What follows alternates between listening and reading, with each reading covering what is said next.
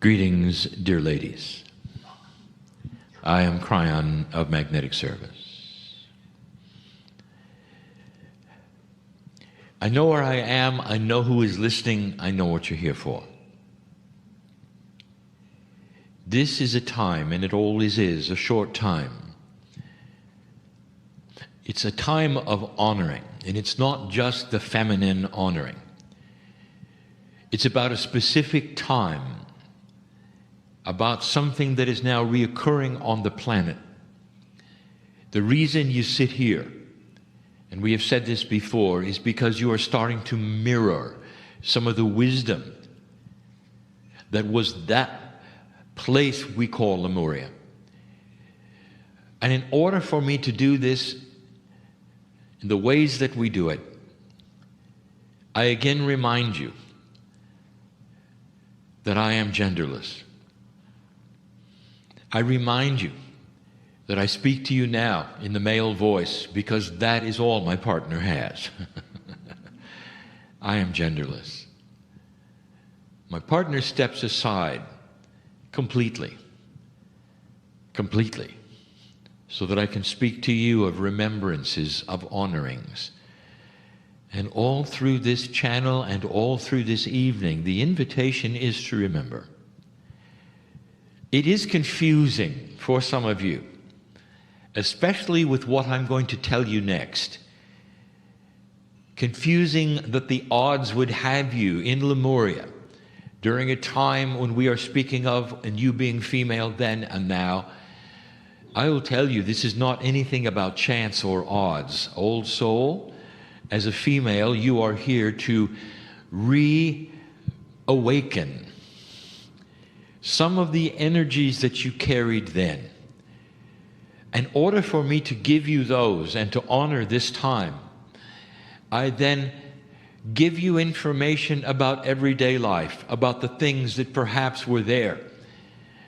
And yet in doing so, I have to qualify myself, and I'm going to now. When am I speaking about? And why are the things important that I speak of? Lemuria has a very rich history, and it's different from perhaps the other time capsules that were on the planet where civilization and seeding began of an awakened human being. That is, a human being who had the knowledge of light and dark. That's what we're talking about. A place that originated this. And therefore we're talking about tens of thousands of years. My partner speaks about something that has not been proven geologically. I will tell you that eventually they will find evidence that the hot spot underneath Hawaii pushed up that mountain so that it was very high above the earth, also expanding the landmass to a geologist, an honest mini-continent. And what I mean by that is one that meets the criteria of a mini-continent. Above the earth, that is to say, a very high mountain was produced. Now this is something we have told you before. What we didn't tell you is that in geological terms, it took a long time to be pushed up and a long time to sink. It didn't fully sink. It sank only to the tips of the island, which are today the Hawaiian Islands. So the part of Lemuria that was what I will call the sinking years spanned many lifetimes. These lifetimes were frightening to many because the island was continuing to sink. It was obvious to many, however, that you had time. It wasn't something that sunk quickly, but it still was something that kept you literally from doing certain things. And that fell upon the women. I now want to give you some information, a continuation of tonight's channeling. Reincarnation. In the beginning, reincarnation to Lemuria was a launching pad for the Akash. And what I mean by this is that you only had one life in Lemuria. You can understand why the temple of rejuvenation was so important. You understood reincarnation. Dear ones, this is intuitive to humanity. The first organized spiritual systems on this planet believed in reincarnation because they knew it absolutely was part of it. It's only been in modern spiritual days where you were talked out of it.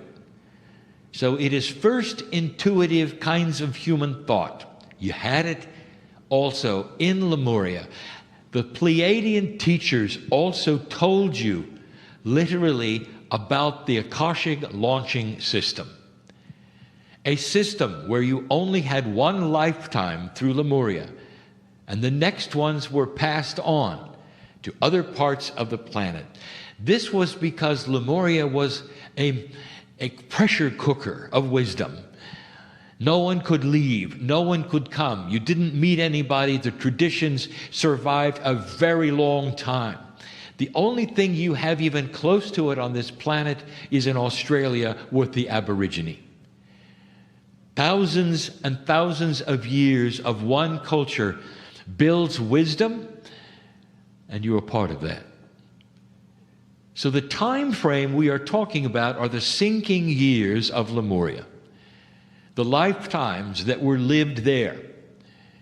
You were not all there at the same time, but you participated in the same kind of rituals and honorings in birth ceremonies because they never changed.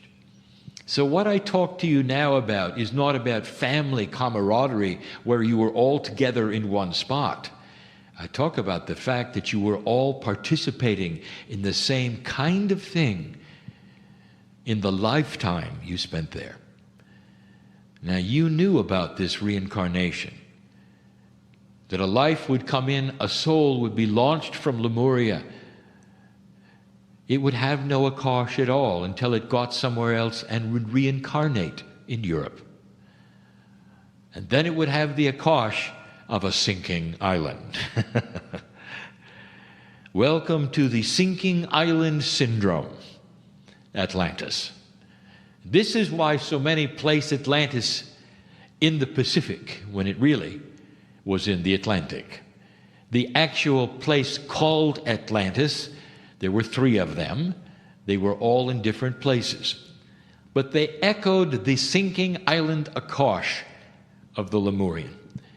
And so that which is Atlantis is complex, for it responds to many Akashic energies that you combine into one feeling, and yet it started in Lemuria. We talk about you in those years, for this is an advanced Lemuria. Like the Aborigine, you had come to a conclusion of what worked and what did not work, and were building upon the wisdom of it. And so we are in these years when we talk about the traditions, who you are, and what you did. And I wanted you to know that. Perhaps you didn't understand that, because, dear ladies, when you understand you are the Akashic launching pad of the earth, in those years, it was all about reproduction. One life.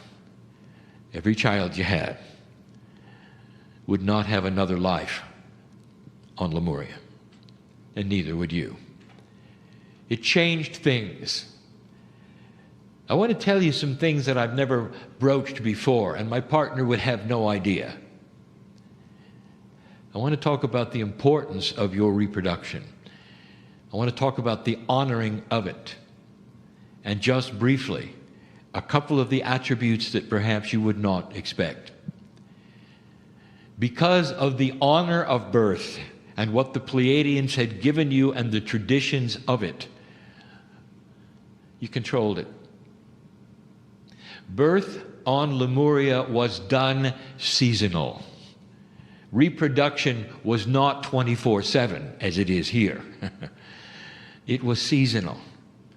taking a clue perhaps from the animal kingdom that you could not even see, for there weren't many there. It was done seasonally. And this was for food, but not exactly, for fish was the staple. It was intuitive. It also kept the population in check, and it made sense. Imagine wise reproduction. This was something that the men cooperated with fully, for they understood the same things you did. But let me tell you something that you don't know. I want to talk about something my partner has no clue. He stepped aside. I want to talk about menses. There are places, and you have heard,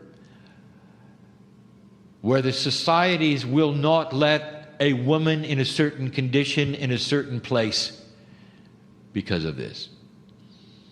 The attitudes regarding it became archaic compared to the way they were in Lemuria. You see, part of a woman was the privilege of menses.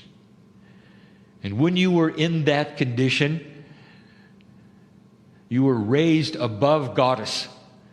You sat in the front rows of all the ceremonies.